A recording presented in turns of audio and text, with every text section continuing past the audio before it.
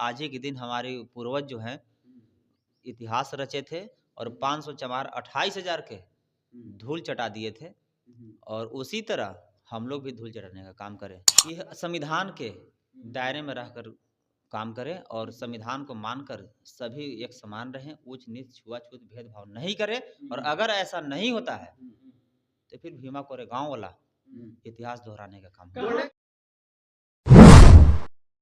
Golden जी, आज happy new year की बधाई दी जा रही है, ली जा रही है। नौ वर्ष की सारे जो है व्हाट्सएप पर मैसेज आ रहे हैं, लिए जा रहे हैं, दिए जा रहे हैं। आप क्या कहेंगे 9 वर्ष पर? सबसे पहले आप सभी मीडिया महोदय को बहुत बहुत धन्यवाद। मैं हैप्पी न्यू ईयर नहीं मनाता। क्यों? इसलिए कि आज जो है, आज हमारे ऐतिहासिक दिन है। आज ही के दिन 1818 में भीमा कोरेगांव में 500 चमार 28,000 के काट छट के सब्जी बना दिया था। हम आप लोग पहले ही बोल चुके हैं। और इस इतिहास को ब्राह्मणवादी के द्वारा, मनुवादी के द्वारा गाड़ने का प्रयास किया गया है। लेकिन अब हम लोग इतिहास पढ़ लिए हैं, पूरे सोशल मीडिया पर चल रहा है और जो उन लोग की मंशा है बहुत जल्द हम लोग मिटाने का काम करेंगे। हैप्पी न्यू ईयर से दिक्कत क्या है सर आपको? देखिए, हैप्पी न्यू ईयर से हमको दिक्कत है या नहीं, हम उस पर चर्चा नहीं करेंगे। अब हमारा कहना है कि आज हमारा बेटा जन्म लिया है तो हम बर्थडे मनाएंगे कि हम शोक दिवस मनाएंगे। तो हमारे लिए जो ज़्यादा गर्व की बात रहेगा उसको हम मनाएंगे ना। तो शौर्य दिवस आप मना रहे हैं? जी, हम शौर्य दिवस मना रहे लेकिन हैं। शौर्य दिवस हम मना भी रहे हैं और बहुजन समाज में जितने भी जन्मे लोग हैं, हमारे माताएं, बहन, भाई, बंधु एवं गार्जियन, सभी से मैं आग्रह करूंगा कि आज हमारे गर्व की बात है। आज ही के दिन हमारे पूर्वज जो हैं इतिहास रचे थे और 500 चमार 28,000 के धूल चटा दिए थे और उसी तरह हम लोग भी धूल चटाने का काम करें। और देखिए, मेरा यही कहना है कि हमारे बाबा साहब संविधान बनाए हैं और संविधान में सभी को एक समान रहने का और जीने का अधिकार दिए हैं। और मनुवादी और पखंडवादी, रूढ़िवादी से मैं कहना चाह रहा हूँ कि संविधान के दायरे में रहकर काम करें और संविधान को मानकर सभी एक समान रहें, ऊंच नीच छुआछूत भेदभाव नहीं करें। और अगर ऐसा नहीं होता है तो फिर भीमा कोरेगांव वाला इतिहास दोहराने का काम करें। भीमा कोरेगांव जब लोग जा रहे हैं तो उनको पुलिस रोक रही है। भाई साहब, मैं क्या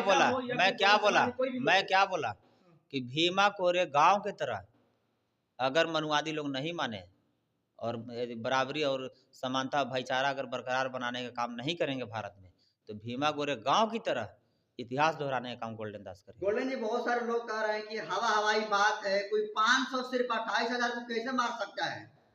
क्या लोग कह रहे हैं कि ये हवाई बात है, फेक बात है, जो है बहुजन समाज प्रोजेक्ट कर रहा है, मार जाति, खासकर लोग दलित जाति के लोग। 500 सिर्फ 500 लोग जो है कैसे 28,000 को परास्त कर सकते हैं? रामायण में राम 1 करोड़ राक्षस कैसे परास्त कर दिए थे?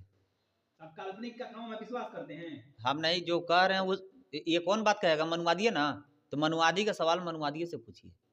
अगर अम्बेडकरवादी कोई है, अगर बहुजन समाज कोई ऐसा बोल रहा है तो हमको एक आध को बताइए। बोलेगा, जिसको काटे थे, जिसको छाटे थे, जिसको सब्जी बनाए थे वही बोलेगा। अगर बहुजन समाज के एक भी लोग अगर कह दे कि 500 चमार 28,000 काट छट के सब्जी नहीं बनाए थे तो हम मान लेंगे। लेकिन मनुवादी तो थी हम लोग के पर शुरू शोषण जुल्म अत्याचार में रहा का अधिकार छीनने का काम किया है और इतिहास को गाड़ने का काम किया है। क्या आपको लगता है कि अगर मान्यवर कांशीराम साहब नहीं होते तो आज बाबा साहब को हम लोग जानते? अब नहीं जानते तो हम लोग मानते हैं? एक भी बहुजन समाज के लोग अगर बोले हैं कि ये बात गलत है तो मैं मान लूंगा। लेकिन रामायण को हमारे ललाई सिंह यादव जी भी बोले हैं और केस भी लड़े हैं, उसका केस नंबर भी हमारे पास है और सुप्रीम कोर्ट ने बोला है कि काल्पनिक कहानी है। लेकिन इतनी बड़ी इतिहास भीमा कोरेगांव का रहा, कोई सिलेबस में नहीं इसकी छपी, सिलेबस में जगह नहीं दी गई। व्याख्या कर रहे हैं। खान सर भी कहे हैं कि जगह देना चाहिए, लेकिन नहीं दी गई तो क्या कहेंगे? कारण है ये भ्रष्ट, ये मनुवादी, रूढ़िवादी, पाखंडवादी और जिसको काटे छाटे थे उसी का ये गुलाम का ये सरकार है। पहले अंग्रेज का गुलाम था, अब ये फॉरवर्ड के गुलाम है। प्रधानमंत्री हो कि राष्ट्रपति हो कि मुख्यमंत्री हो, जिसका सबूत हमारे पास है।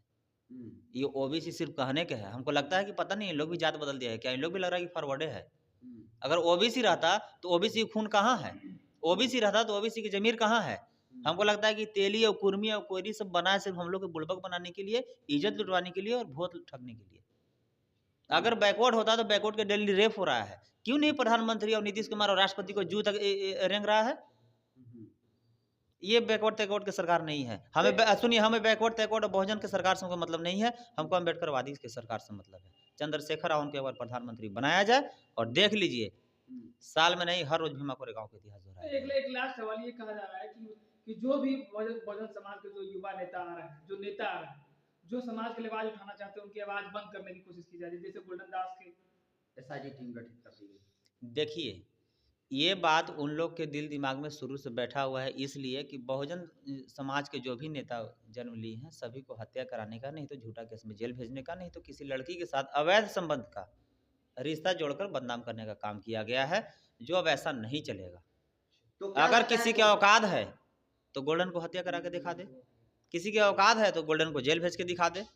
एसआईटी क्या कमांडो की टीम गठित करे ना, लेकिन उस सब भ्रष्ट को सोचना चाहिए कि मैं लड़ाई सिर्फ अपना नहीं, मैं 85 की लड़ रहा हूँ। तो जो एसआईटी अगर टीम गठित करता है, जब कमांडो की टीम गठित करता है, तो उसमें भी 85% के कोई ना कोई सदस्य होंगे। एक लास्ट की इतनी समाज की लड़ाई आप लड़ रहे हैं मजबूती से, तो क्या समाज को क्या संदेश देना चाहेंगे? समाज को मैं यही संदेश देना चाह रहा हूँ कि अपने इतिहास को पढ़े, अपना अधिकार को पढ़े, और जो आपको इज्जत दे रहा है उसको इज्जत दे, और जो आपको इज्जत ले रहा है उसको इज्जत ले। तो गोल्डन जी क्या कहेंगे, जिस तरीके से महारों के साथ, दलितों के साथ अत्याचार हो रहा है, भीमा कोरेगांव को दोहराने की जरूरत है?